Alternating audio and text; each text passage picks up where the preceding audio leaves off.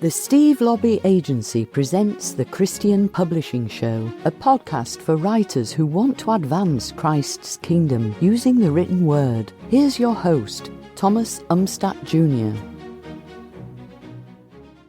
You'd like to think that as soon as you're done writing your manuscript and your proposal and you send it to an agent, the agent's there sitting by the mailbox, ready to read it as soon as it comes and can't wait with their pen in hand to send you an acceptance letter. But sadly, that's not how it works.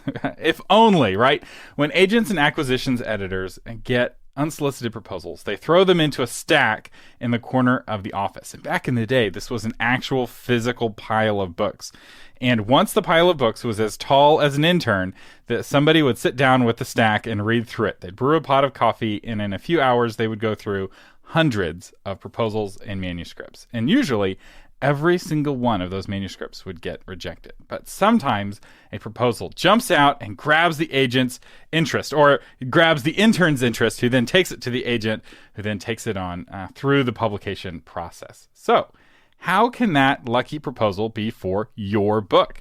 Well, luck has little or nothing to do with it. There is a way to get out of the slush pile, and our guest today will show it to you. I'm very excited. Her first novel, A Vow to Cherish, went from slush pile to book to major motion picture. And 26 years later, and 40 book years later, she's still creating stories that touch hearts and lives. Deborah Raney, welcome back to the Christian Publishing Show. It's great to be with you again, Thomas. So tell us your story of your first book. How did you get out of the slush pile? Did it just get accepted by the very first agent? No. As a matter of fact, I sent at least 20 different manuscripts.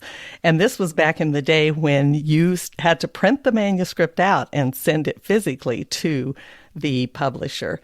And I got at least 17 rejections, most of which said, "Dear author, we are sorry that this manuscript, which we have not touched, does not meet our current needs." And it was very clear that the manuscript came back in pristine shape, that no one had even looked at it. I did get a few nice personal notes that I could tell that someone had read it, but it was still a rejection. And the reason was I was making some very, very typical mistakes that first writers make. I want to jump in and tell you the story of my husband's experience with the slush pile, because it actually was, Ken, my husband, has had 2 children's picture books published. And when he was first ready to start pitching that book, we actually left our little Kansas home and flew to New York and pounded the streets of New York with his portfolio and went to some publishing houses. And we saw way more than piles tall as interns. We saw multiple piles lined up along the wall as tall as interns. And we saw the day's mail at one of the big 5 publishing houses. I don't remember which one it was even, but literally a mail cart that was overflowing with manuscripts. And that was very daunting. It really made me realize when I started writing a few years later what the competition is out there. It's huge. And whether it's an email box or a physical pile of manuscripts, there's a lot of competition out there. And I can speak to that. Back when I was literary agent, day one of being a literary agent, I'm a Steve Lobby agency agent. I've got my new website, and I get I think 2 proposals that first day, right? Nobody knew I was an agent. I wasn't in any of the market guides or in anything yet, but I got 2 proposals. I was so excited, and I read them, and I sent back these really personalized notes, and the authors were like, and there were rejections, of course, but they were like, "Thank you so much." They were so encouraged. And then the next day I got 5. And then the next day I got like 10. And then the next day I got 20. And I was like, I'm not going to be sending personalized notes to all of these people. And a lot of the proposals were clearly not what I was looking for, because I had on the Steve Lobby website, here are the kinds of books I represent, here are the kinds of books I don't represent. And some of these books were not even close. They weren't even like Christian books. It's like, I'm a Christian literary agent for Christian books, and your book about Jesus landing in a medium-class spaceship to talk to Vladimir Putin is not the kind of Christian book I represent. And yes, that was actually in one of the proposals I got, Wow. Which, by the way, I also didn't take fiction. Well, that is so true that the very first thing you need to do to stay out of the slush pile is be sure that you're targeting your publishing house right, or correctly, I should say, because it is a complete waste of time to send your book to a publisher who doesn't publish what you write. It seems like a simple thing, but trust me, they are not going to change their mind and suddenly start writing, Christian or start publishing Christian fantasy just because your book is so wonderful. They have, they have a spot for what they publish, and you need to be sure you're targeting the right publisher. So how did you do that? So you sent out your book, you got these 17 rejections back. How did you learn to put the right bait for the right kind of fish? Well, the first thing that I wasn't sure whether I wanted my book to be for the Christian market or the secular market. And I probably should have made that decision before I started sending out manuscripts. And I actually did change I had two different manuscripts. One of them, really the only difference was that in one of my books, my characters actually prayed to Jesus and to God. They mentioned God. The other one, their faith was just a little more, generic, I guess you would say. So the manuscripts weren't that different. And I actually did end up getting offers from both a secular publisher and two Christian publishers. And that made my decision easier, who to target from that point on, because I knew that I wanted to write for the Christian market. But I made a lot of mistakes.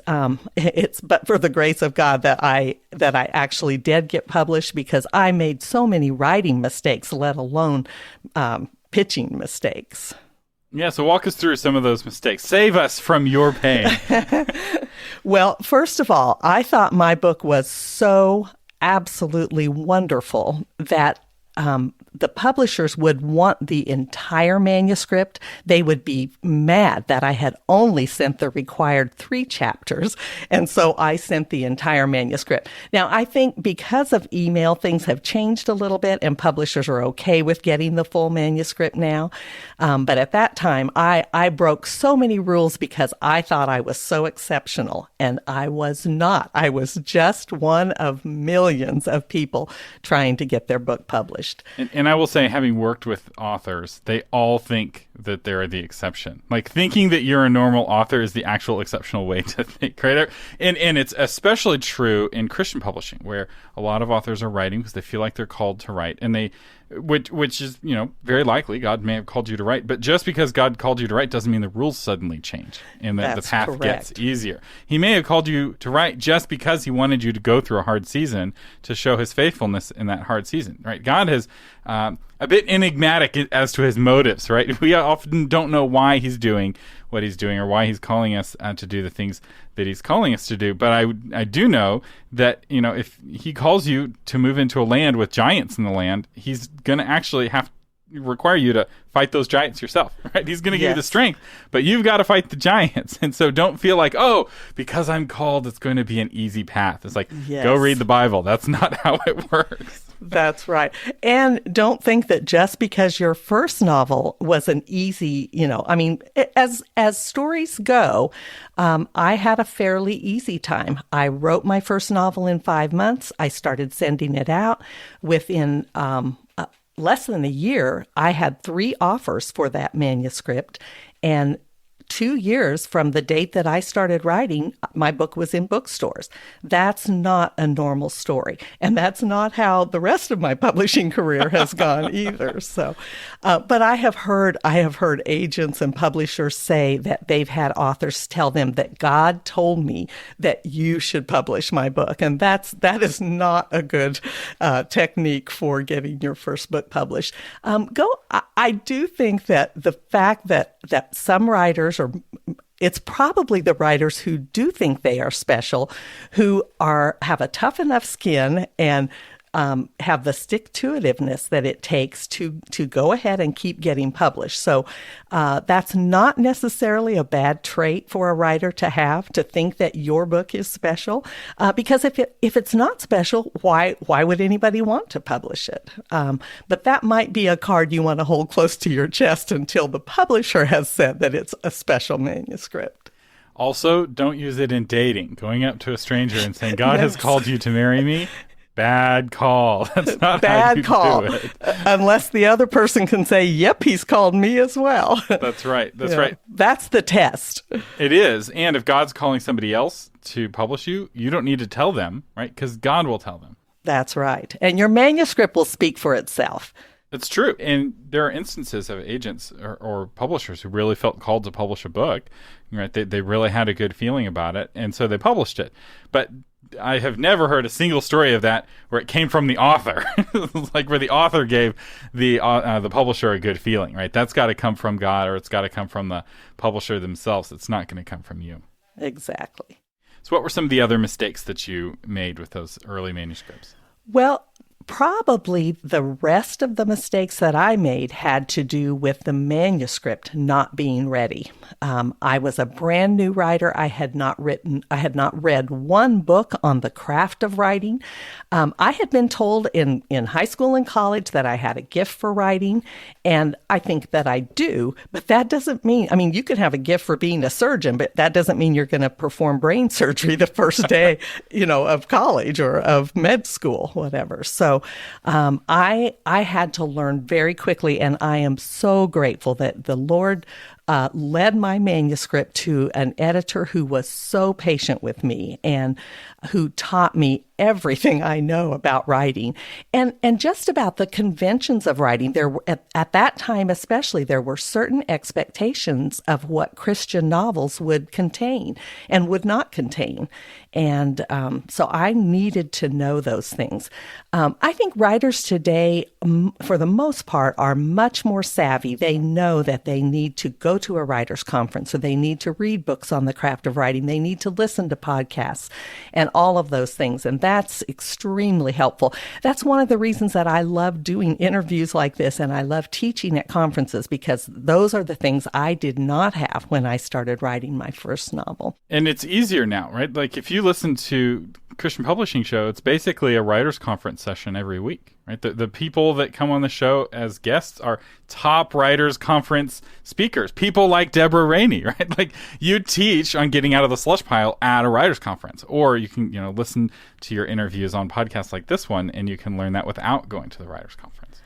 And Deborah Raney still listens to all of those things and still goes to it. Whenever I almost always go to writers' conferences as a teacher, but I always try to sit in on at least one or two classes if my schedule allows. So I remember I was speaking at Mount Hermon 8 years ago, and it was the very last optional session of the whole conference. Right. So at this point, people had been in all of their major tracks. They'd gone to all of the breakout sessions. And this is like the lowest attended breakout session, right? Because everyone is tired, especially all of the introverted authors. Yes. And I remember seeing on the front row of my class, it was not a well-attended class, but on the front row of my class, it was on some kind of marketing technique. I don't remember. It was, I won't say her name, but it was a household name author. That, like, if I said her name, everybody would recognize her name. She'd published a lot of very successful books, and there she was on the front row taking notes to keep up with the breaking trends in marketing. And I remember, like, this is why she's so successful, because she never lost that teachable spirit. And chances are she already knew a lot of what I was talking about, but she was there to get that one nugget, or maybe hopefully many nuggets that she didn't have before that were going to give her an edge for her next book, so she wouldn't get replaced by the young whippersnappers who are so energetic and tech savvy. Yeah, there is so much truth to that, and I have always been so impressed. I've seen this, what you're describing, many times at conferences, where those on faculty who are the pros are the ones that are sitting in the classes still soaking up and trying to learn more.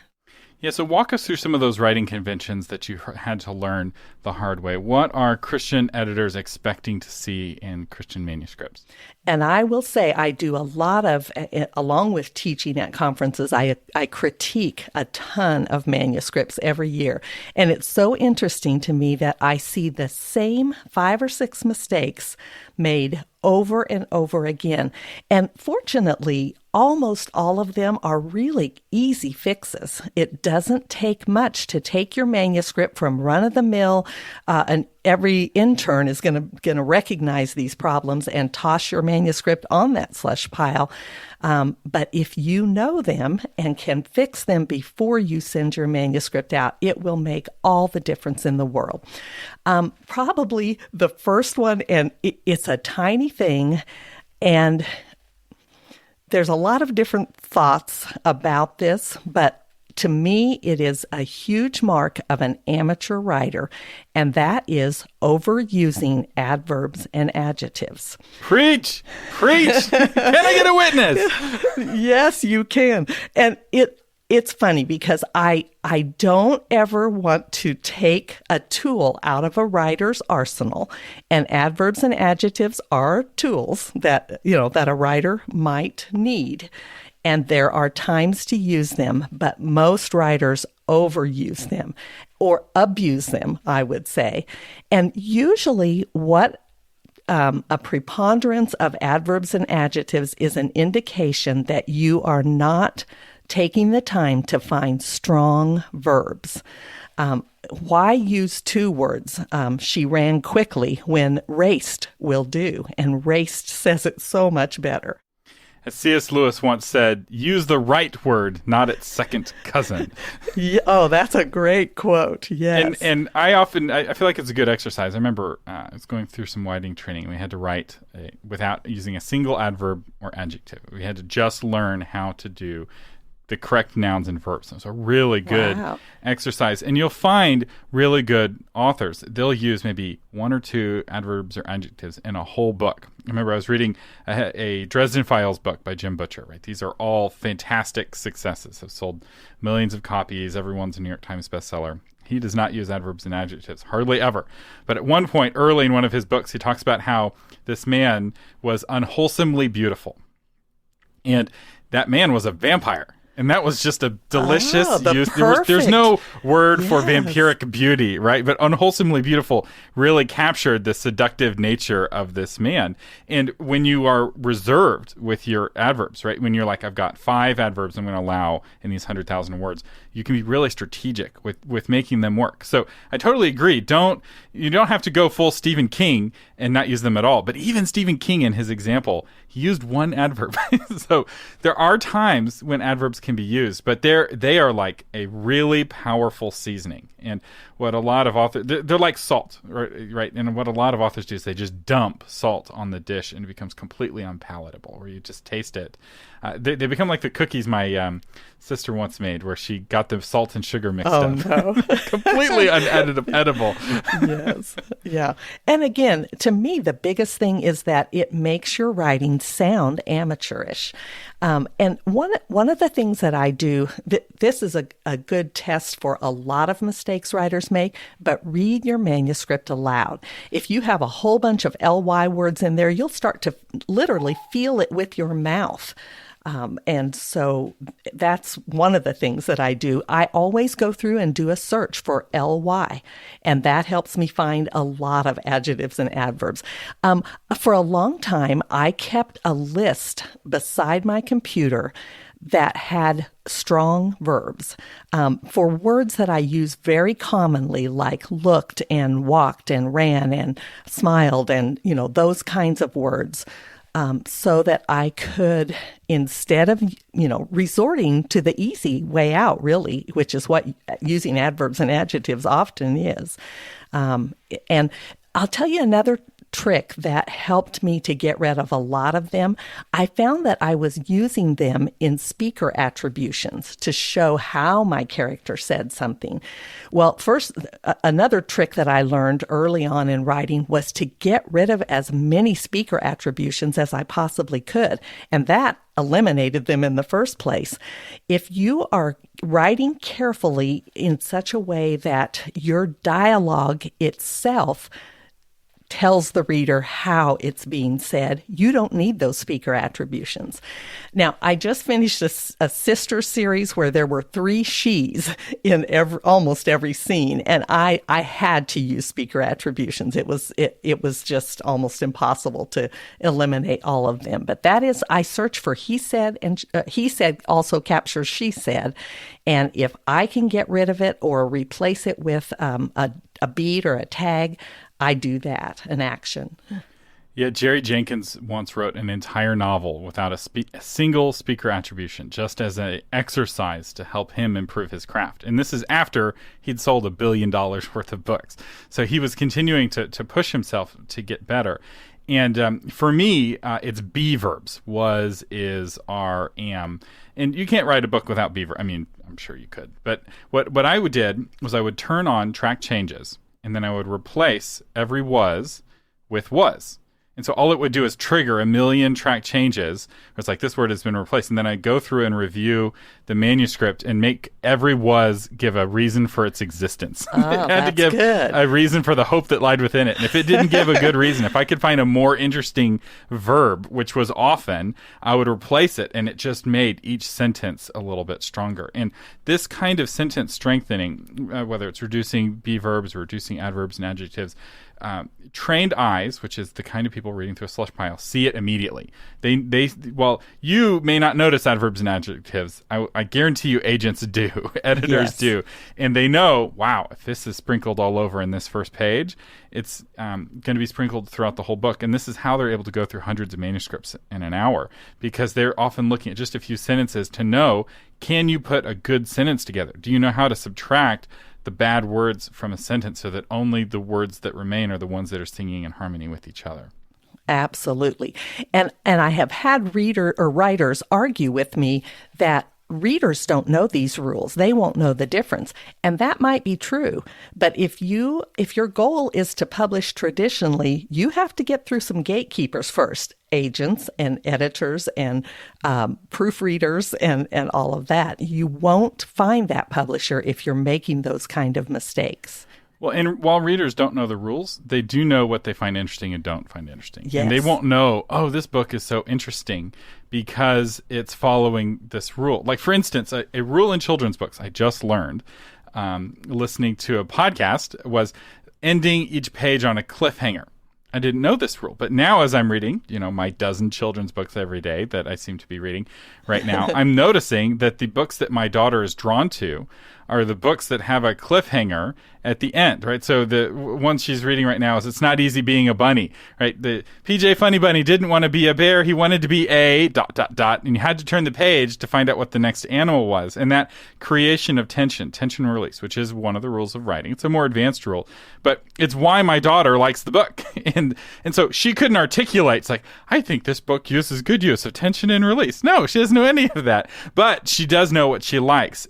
And if you don't want your book to be the kind of book that gets left unfinished, which is most books, right? Most readers don't finish most books, and they hate that feeling, right? Each book they left unfinished on their bookshelf is a little piece of guilt, and so they're really discriminating about what books they buy. And publishers understand that certain books feel fast-paced, and what makes them feel fast-paced? They removed all the unnecessary words, and so they move through the content faster without that fluff. So the reader can't identify the fluff, but they can identify their own boredom. So don't use that as a mistake. Just because the reader can't tell you why it's broken doesn't mean it's not broken.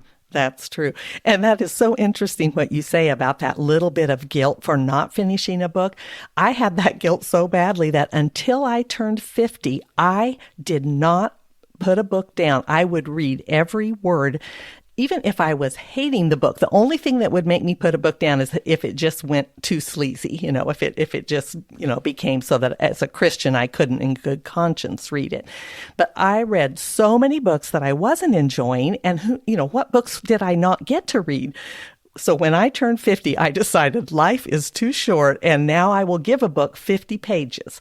And if it hasn't captured me in the first 50 pages, it goes down with no guilt.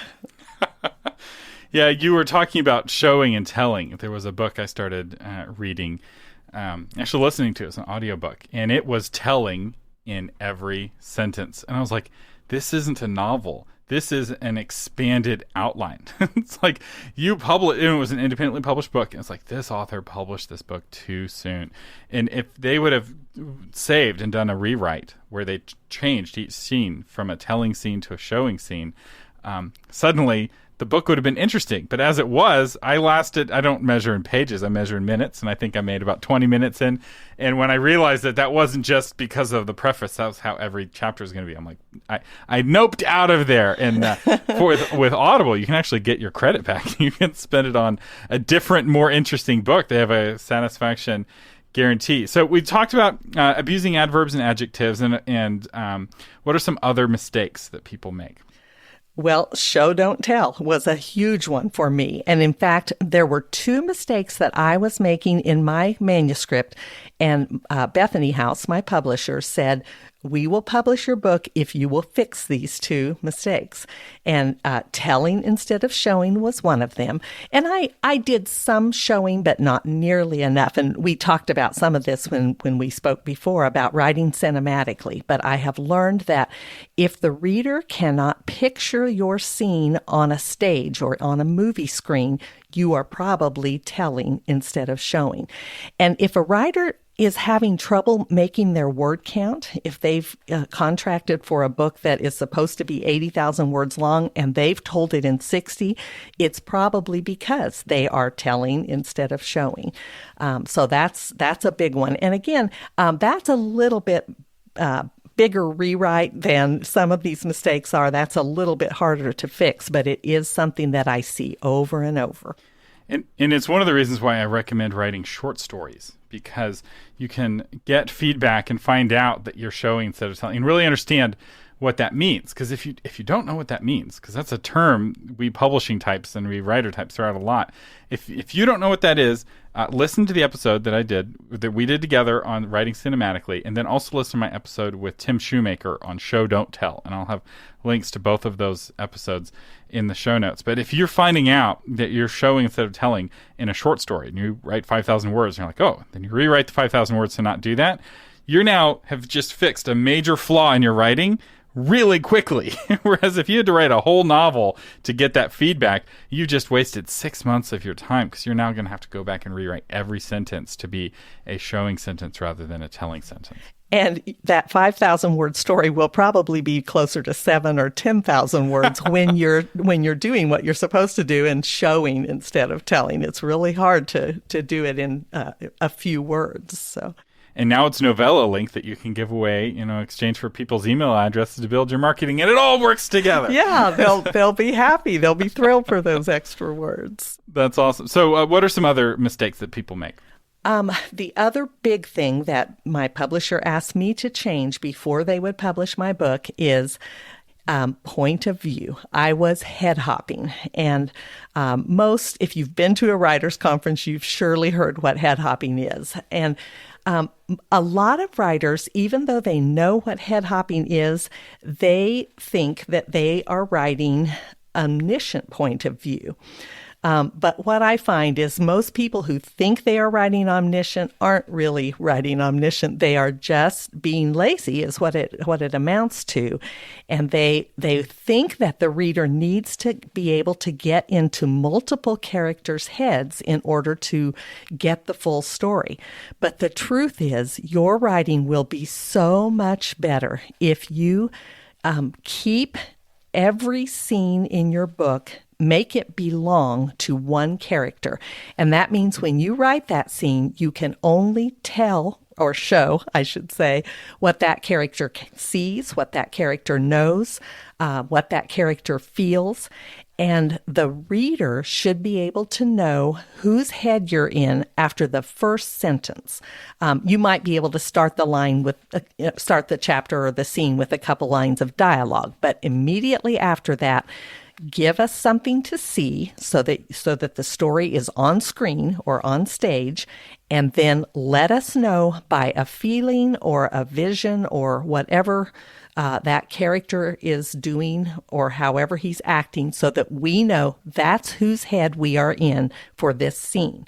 Now, you can show us other characters in the book in scenes that come later, but in that first scene, or in every scene, you should only be in one character's head. And one good drill on this is to write a short story from a first-person perspective, because that forces you, and even just the attributions, to stay in somebody's head. Now, I know Christian editors don't like first person. In the secular market, first person is very popular. Historically, it's very popular. But everybody wants Jenkins-style third-person limited in Christian publishing right now. But as a short story exercise, it's a really great exercise to force you to get to a single point of view. And when you get good enough at point of view, I will say this rule relaxes a little bit, especially in certain kinds of genre fiction. So Dune, the most successful sci-fi series ever, does a lot of head hopping. And Herbert's able to get away with it because in the middle of a conversation, you're seeing it, the two people are having a debate, or they're negotiating something. And you see it from that one person's perspective, and then you see it from the other person's perspective. But his use of point of view and voice is so clear, you know it's happening, and it adds to the intrigue. And it made it harder to write, not easier to write. Well, and to me, when that is the case, when everything is clear and the reader is never confused, that's when the author is truly writing omniscient point of view. And it takes practice. Don't think that you can pull off these advanced techniques in your first book. And I think this is why, so often it's given as feedback early, because it's like, you're not ready. It's kind of like my daughter has been, learning her letters. She's reading her Dr. Seuss ABC. And the other day I was working on a podcast outline for my other podcast, Novel Marketing. I'm sitting down and she crawls on my lap and she looks and I write the letter A for her, and she just stares at the paper as if I've done this magical thing. And then I write the letter B, and she's getting all excited because, the letters that she sees in her children's books, she's now seeing Daddy create out of nothing. And I'm like, I so want to teach you how to outline a podcast. But before I can do that, I got to teach you how to write. And before I do that, you got to learn your letters, and you got to learn how to talk. And there are advanced techniques that you have to kind of earn your way into learning as a writer. And you're not going to get there if you've only been writing for a year or so. Yeah, but that reaction that your daughter had, that amazement that she had, is exactly how I felt when I finally started to get point of view. It just made all the difference. And the thing I love about point of view is it's harder to write that way. It's harder to stay in one character's head for the entire scene. But what it means is that it opens up so many doors for suspense and for tension and for all the things that you need for a good scene, because you can have your character looking, let's say she's looking at the man she loves and his face is red and he looks angry and she thinks, oh no, it's over for us. And then we switch to the next scene in his point of view, and we find out he's choking to death, or he's having a heart attack, or it's something completely different than what she thought it was by looking at him. To me, it's a similar thing to movies, which really are more omniscient. We get to see more characters' point of view, but those actors who can speak they can speak volumes just by the expression on their face. That's what not head hopping does for a character, for a book. That's great. So we talked about abusing adverbs and adjectives, point of view mistakes, telling, not showing. What are some other mistakes that make agents and editors nope right out of the proposal? This is a kind of similar to the show Don't Tell, but I see so many talking heads. I see characters having a conversation, but we can't picture where they are or what they're doing. And I think when we spoke before, I told you the story about that wonderful scene of dialogue where a mother and daughter were talking, but I was shocked when they were broadsided by a semi because the writer had not told me they were in a vehicle. So I had quickly put them on stage in a restaurant because the reader has to have an image. Most readers, especially in this century, because we are a very visual society, they are picturing the book as they are reading it. They are trying to make a movie in their head. And if you don't give them cues, and if you don't give your characters something to do while they're having this dialogue, then you're missing out on so much. And you might be confusing the reader or frustrating the reader. And you're slowing down the pace of your book, right? If you have the talking parts and then the doing parts, and they're separate, then we're sitting through a long and somewhat slow talking part, and then we have a long doing part without any talking. If you combine those, it makes the talking more interesting, and it makes the doing more interesting, and it moves the plot along faster. And by giving your character something to do, you can show their emotion. So in the example that I talked about in the last podcast, simply by saying she gripped the steering wheel, that's all we would have needed to know that that character was in a car. But it also showed us her emotion. It showed that she was gripping it harder than she needed to. Why? So it asks questions, which is what great fiction does. That's so good. We're almost out of time, but give us one more mistake that authors make. The last mistake, and I certainly made this, I still do sometimes, and that is writers start their story in the wrong place. And I know I did that because I wanted my readers to know the history, the entire history of each of my characters. So I started with a nice little bio of my characters, where they were born, where they grew up. And I realized that, first of all, a story must start at a point of action. You can give us a page of what the ordinary world of the character is, but then we must start where the story starts. But the other thing is that I realize that when I get to know a new friend, let's say I meet someone at a writer's conference and I'm getting to know them, we don't start out by asking where each other was born and how we grew up and all of that. Any person that you know, you get to know them a little bit at a time, but you begin right where you both are in life at that moment. And that's how it should be for our characters. And it's okay to write the backstory of a character, right? If you need to write the backstory of the character to get to know them, that's totally okay. But just because you write it doesn't mean you have to publish it.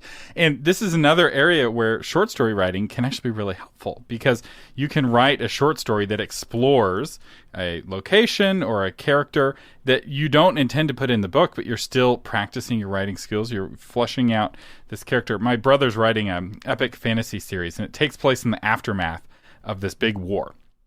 And he doesn't want to give the backstory of this big war because it's not really the focus of the story.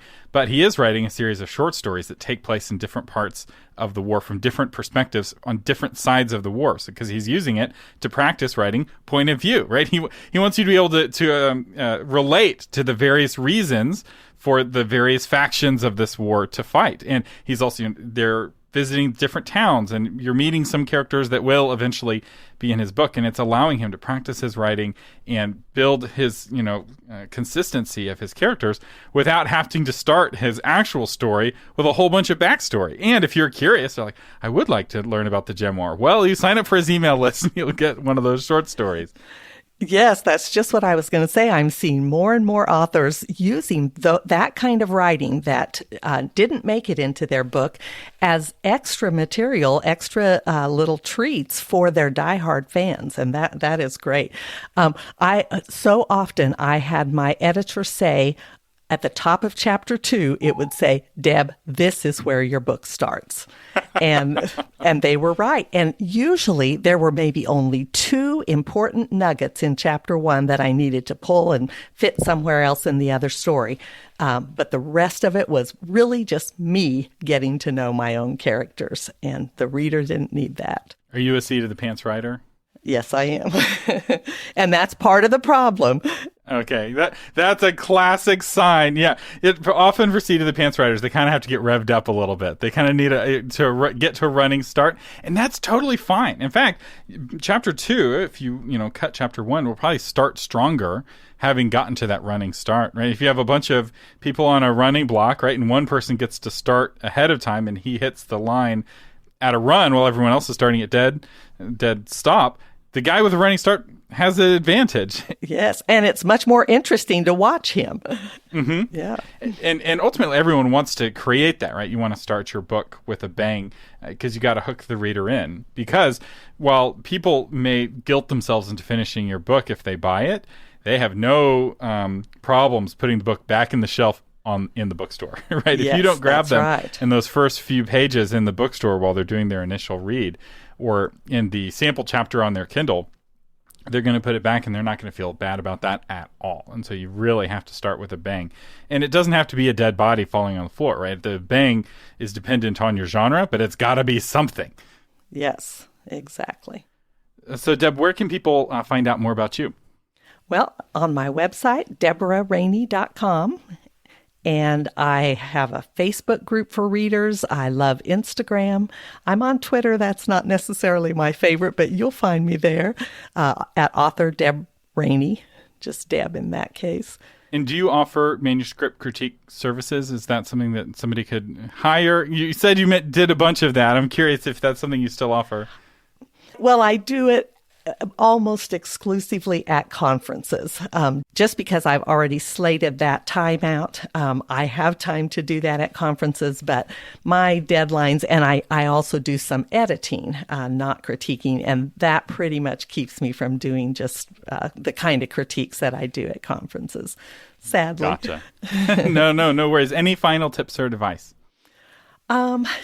I guess just what we kind of talked about, just know that if you're a new writer, you're not going to learn it all in the first book. It takes time to figure out these things. These are the things that we talked about today that can make a book look like amateur writing. And if you can fix those, you can make a lot of other writing mistakes and get away with it until you have time to learn those techniques. So. That's great. Thank you so much for joining us today. Our sponsor is the Christian Writers Market Guide. Deborah and I talked about how you have to have the right bait for the right fish. And you may be like, well, how do I find out what a publishing company is looking for? How do I know what an agent or an editor is looking for? Well, guess what?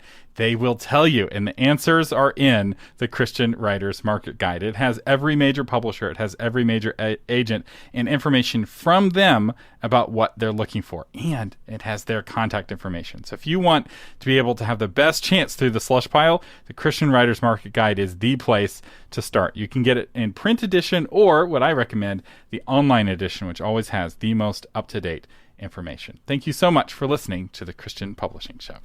Thank you, Thomas. It's always a blast. Thank you for listening to the Christian Publishing Show. For more information and to get episodes delivered to your phone automatically, visit christianpublishingshow.com.